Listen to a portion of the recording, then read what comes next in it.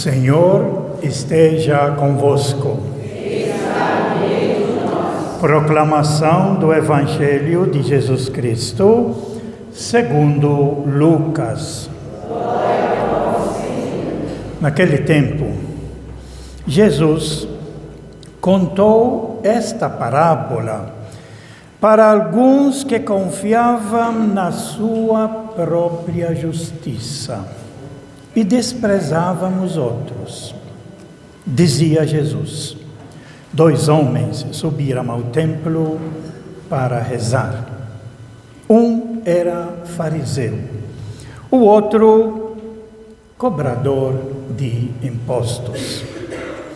O fariseu, de pé, rezava assim em seu íntimo: ó Deus, eu te agradeço porque não sou como os outros homens, ladrões, desonestos, adúlteros, nem sou como este cobrador de impostos.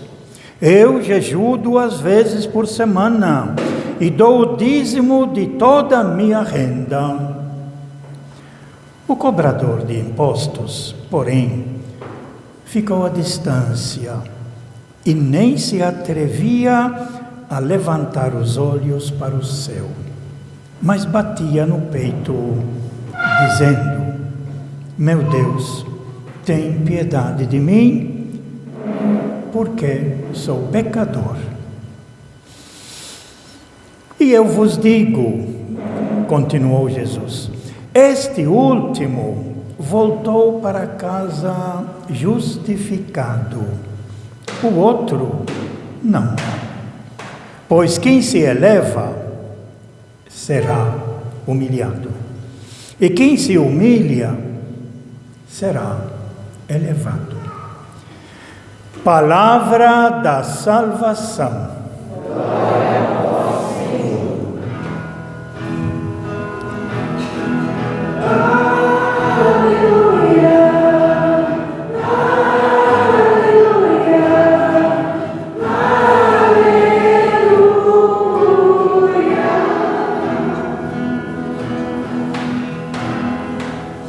Que estas palavras sirvam para o perdão de todos os nossos pecados.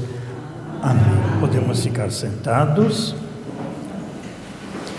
Nós estamos avançando na leitura do Santo Evangelho, que é a principal entre as 4 tiradas da Sagrada Escritura, incluindo o Salmo, que também é tirado da Bíblia Sagrada.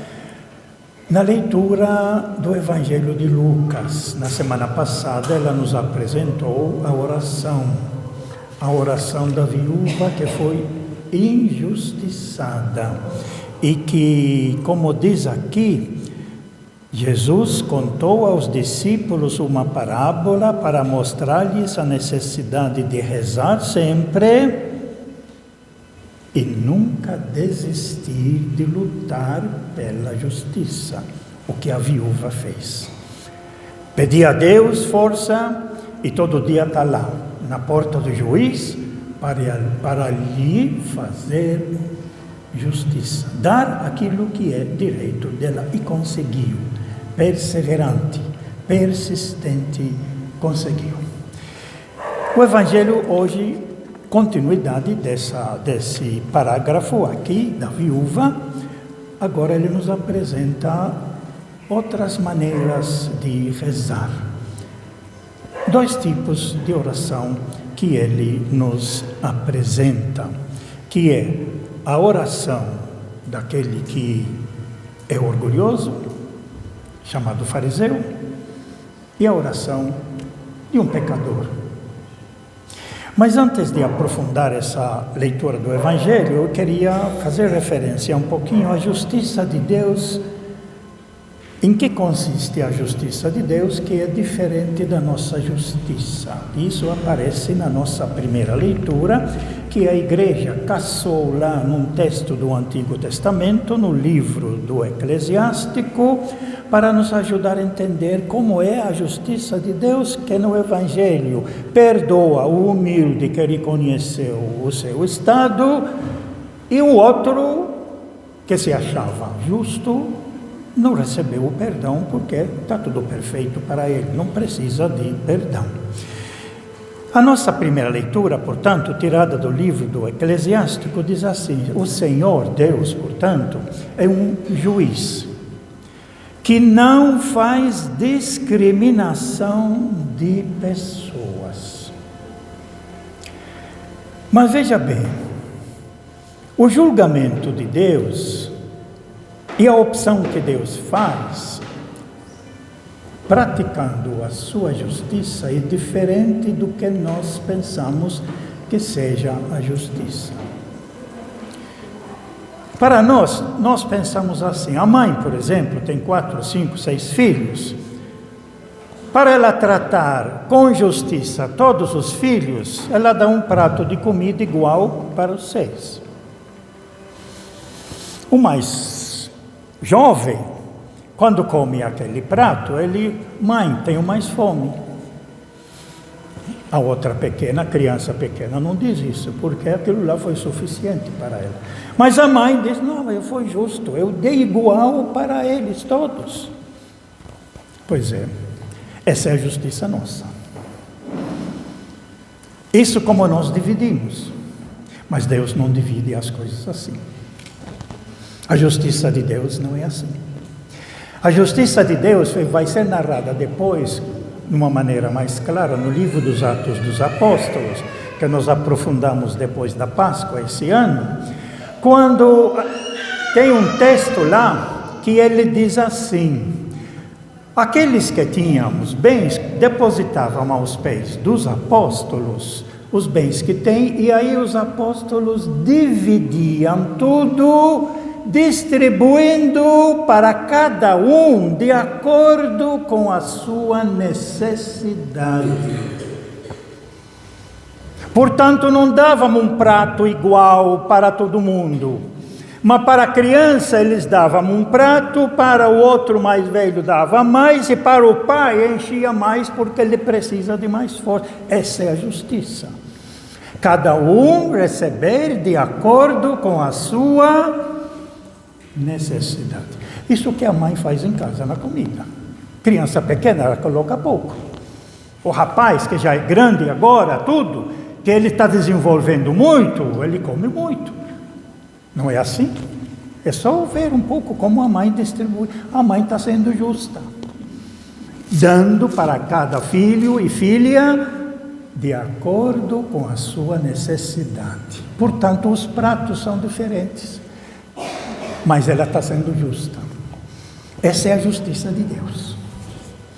Por isso, no texto aqui, ele disse que Deus olha mais para aqueles que mais precisam, para aqueles que estão sendo abandonados. Então, ele não é parcial em prejuízo do pobre, mas ele escuta, sim, as súplicas dos oprimidos, e jamais despreza a súplica do órfão nem da viúva quando desabafa suas mágoas.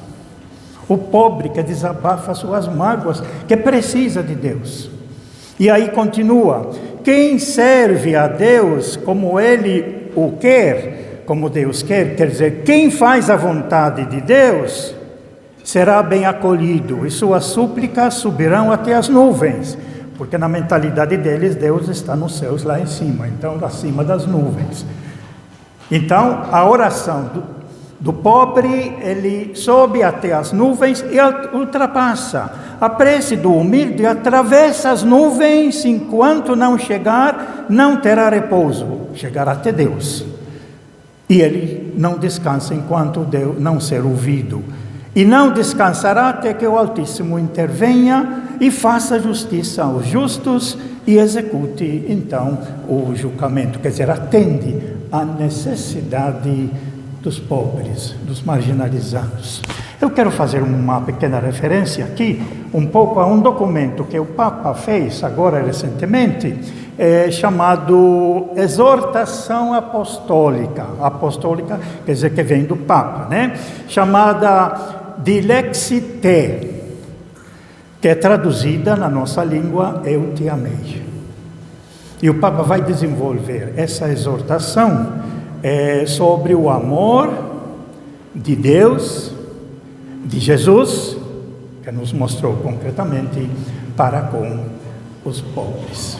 Mas aí ele desenvolve na leitura do documento que nós precisamos ler, muito simples para entender. É bom ler, é só buscar na internet a exortação do Papa Leão XIV, que ela vem já e a gente precisa ler um pouco. Nos grupos que nós temos, da Legião de Maria, do Apostolado, dos Vicentinos, os grupos que se encontram precisam adquirir essa carta do Papa, essa exortação, e ler um pouco em cada reunião, aprofundando. Muito importante a gente conhecer como o Papa consegue colocar o Evangelho de uma maneira mais simples, mostrando exatamente o tema dessa nossa primeira leitura aqui do livro do Eclesiástico. Aí, nesta carta, o Papa vai fazer referência ao pobre. Quem é o pobre? Porque na cabeça nossa, o pobre é aquele que não tem dinheiro. O Evangelho também já vai mostrar que não é isso, principalmente o Evangelho de Lucas. A ideia de pobre no Evangelho de Lucas não é aquele que não tem dinheiro, é aquele que está necessitando qualquer coisa na vida para viver com dignidade como filho de Deus. E aí o Papa ele faz uma lista inteira aqui, quem é o pobre? E aí na lista ele coloca, por exemplo, o pobre é aquele que é exposto à violência e ao desprezo, os que têm pouca força, os que têm pouco poder, os humildes, os últimos da sociedade, os mais fracos, os miseráveis, os sofredores, aqueles que necessitam dos outros, os atribulados, quem se encontra na dor, na doença, portanto, quem está sozinho, abandonado, o necessitado. São os irmãos mais pequenininhos, os expulsos da convivência, aqueles cujo rosto é ferido, o rosto dos pobres ferido, o sofrimento dos inocentes, o próprio sofrimento de Cristo. Tudo isso é Cristo que está sofrendo. Então, a palavra pobre inclui todos os necessitados em todos os sentidos. Aliás, o Evangelho lhe mostra bem isso. Jesus atendendo aos pobres. Quem são? O cego.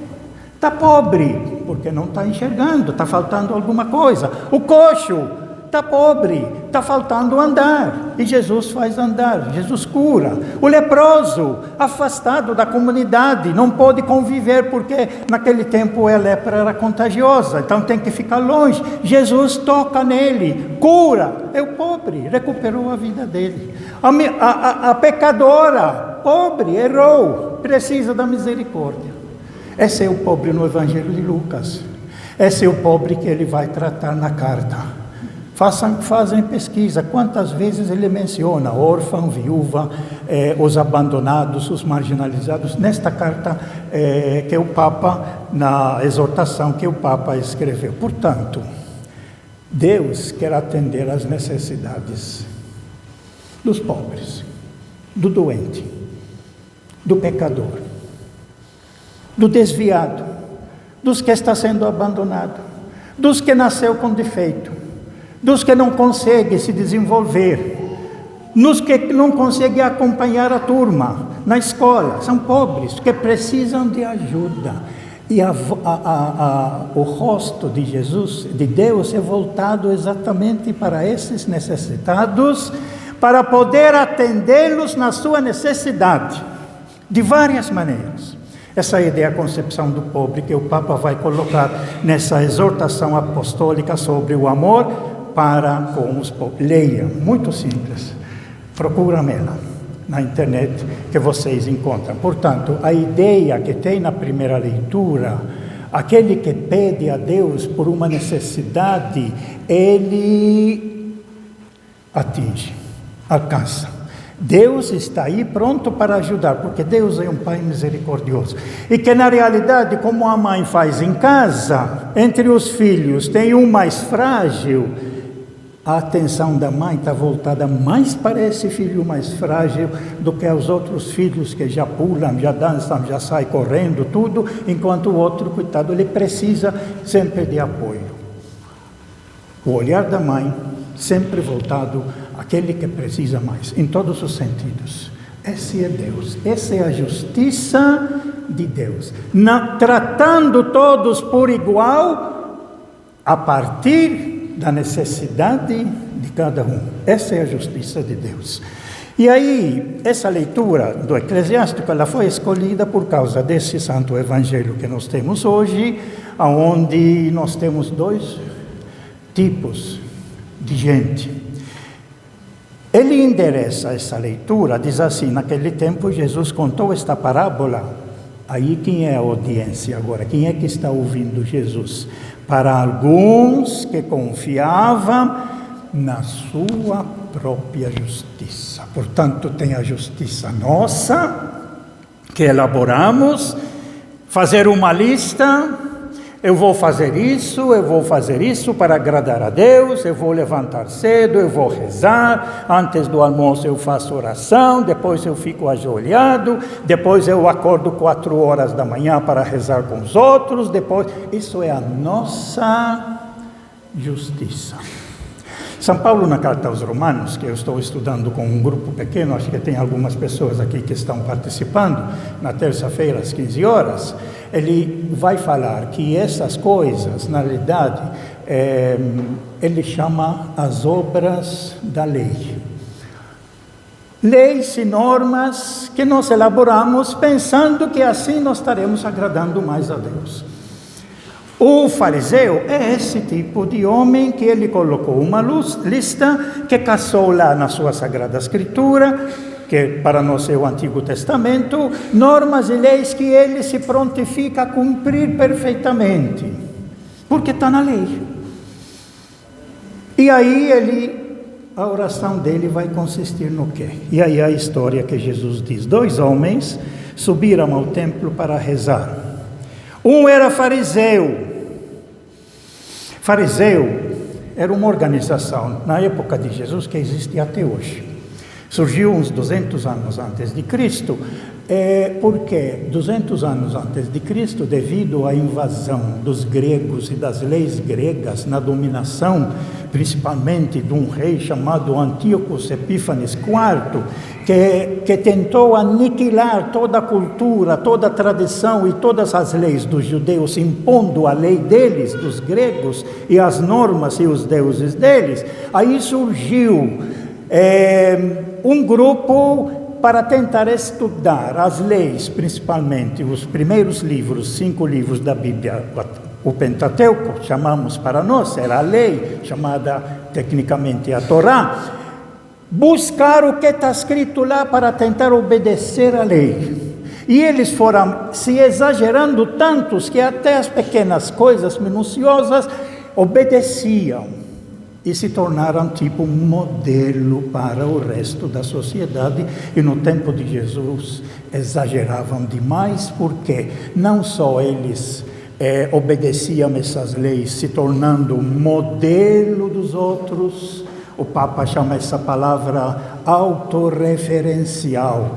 Você a si mesmo, você se torna referência para os outros. Aquilo que eu faço na minha justiça é o que deve ser feito por todos. E quando os outros não fazem aquilo que eu penso que devem fazer, aí eu olho para eles e vejo que eles estão todos errados porque não fazem igual eu faço. Autorreferencial, chama o Papa. Que seria, em outras palavras, a pessoa se torna modelo. Eu sou perfeito, eu sou o modelo. Os outros não são como eu, então os outros são pecadores. Isso que ele transmite aqui, ó. O fariseu de pé rezava assim em seu íntimo. Isso, ele está perto, entrou no templo, chegou perto, enquanto o outro fica lá no fundo, que não se sentiu digno, nem quase de entrar no templo. Então, diz assim, o fariseu: ó Deus, eu te agradeço, porque não sou como os outros homens.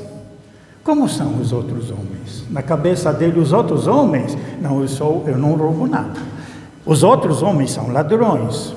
Os outros homens e mulheres, aqui homens é genérico, né? Os outros homens são desonestos. Os outros homens são adúlteros. Olha o julgamento que ele faz.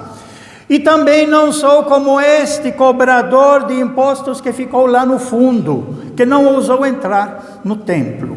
E não sou nem como esse cobrador de imposto, chamado também publicano, a palavra técnica era chamada publicano. E aí ele continua se gabando, se elogiando o que ele faz, por isso que ele é o modelo. Eu jejuo 2 vezes por semana.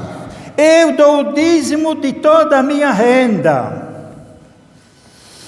No capítulo 6 de Mateus, leitura que nós lemos na quarta-feira de cinza, infelizmente muito mal interpretada, onde ela é colocada, porque lá fala também essa mesma palavra que é usada aqui. Jesus falando para aqueles que praticavam a sua própria justiça, não a justiça de Deus, a sua própria justiça, que diz lá, jejuar, rezar e dar esmola. 3 coisas que a igreja nos apresenta na quarta-feira de cinza.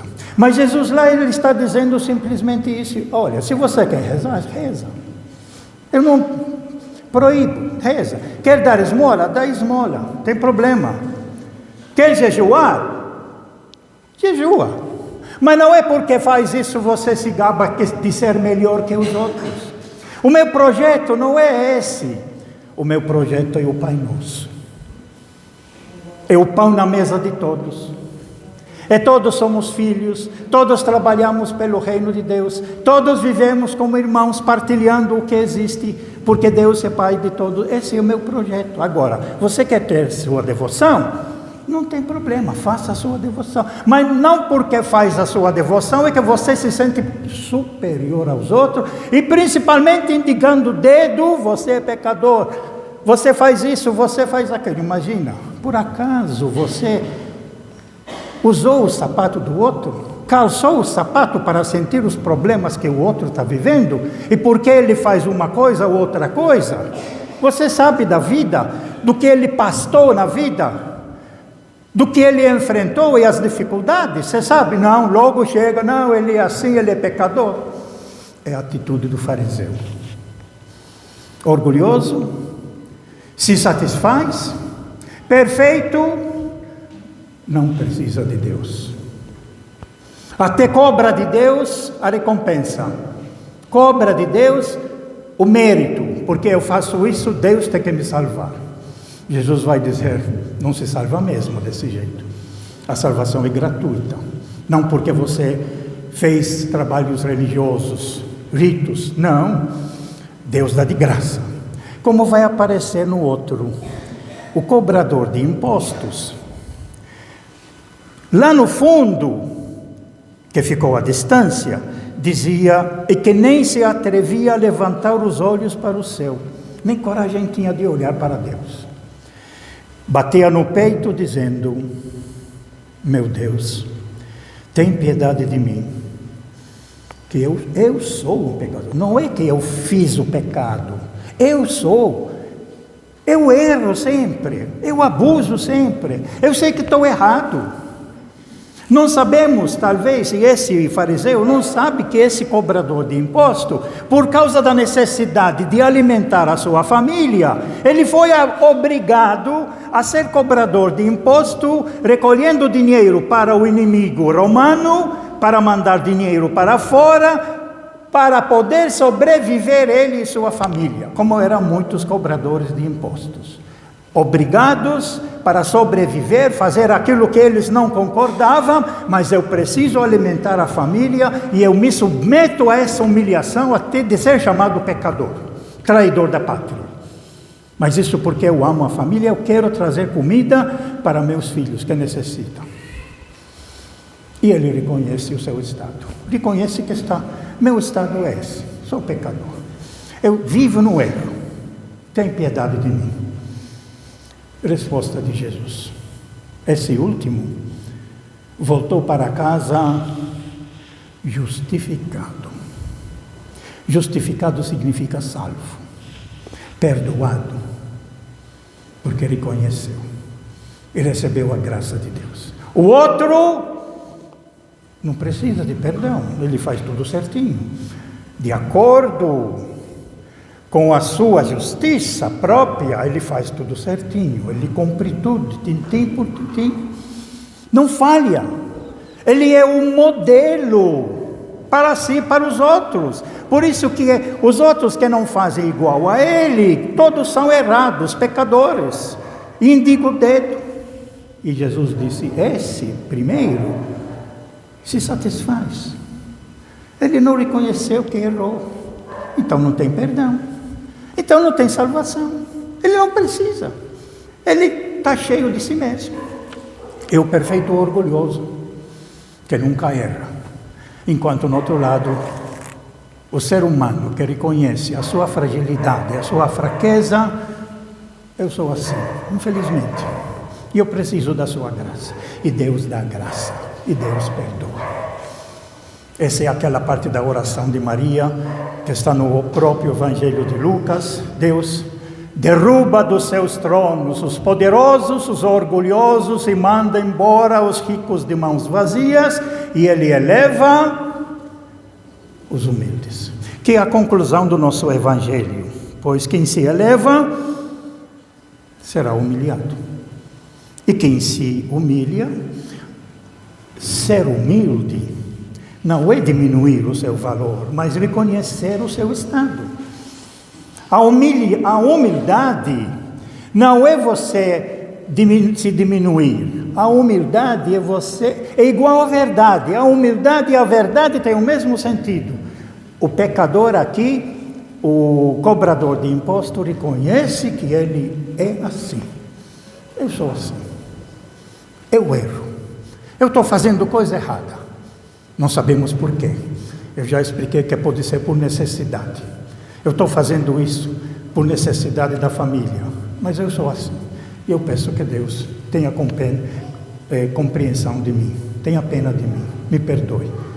E saiu justificado.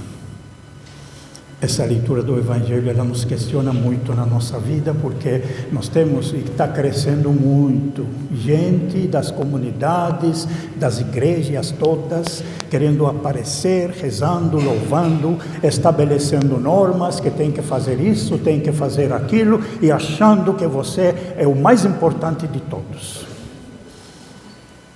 E o reconhecimento da nossa fragilidade não aparece. Deus vai intervir quando nós nos mostramos frágeis e fracos, como de fato nós somos. Toda a nossa vida depende de Deus. Tudo foi Ele que nos deu. Com que orgulho eu posso me apresentar que eu sou o tal, se tudo que eu tenho, que eu recebo, foi de Deus? A própria vida, quem é que nos deu? É de Deus. Então por que se orgulhar? Precisamos ser humildes, reconhecendo as nossas falhas e participando do projeto de Jesus Cristo, como Paulo na nossa segunda carta, eu termino com ela, quando ele agora no final, já preso, já sabendo que foi condenado, já sabendo que daqui a pouco vai ser decapitado, que era o castigo do Império Romano que fazia, ou crucificado ou decapitado, e ele reconhece, eu fiz tudo o que tinha condição de fazer. Era fariseu, desceu do pedestal, se tornou humilde, trabalhando, como diz aqui, mas o Senhor esteve ao meu lado. Tudo que eu fiz foi pelo Senhor, não por minha própria força. Mas o Senhor esteve ao meu lado e me deu forças.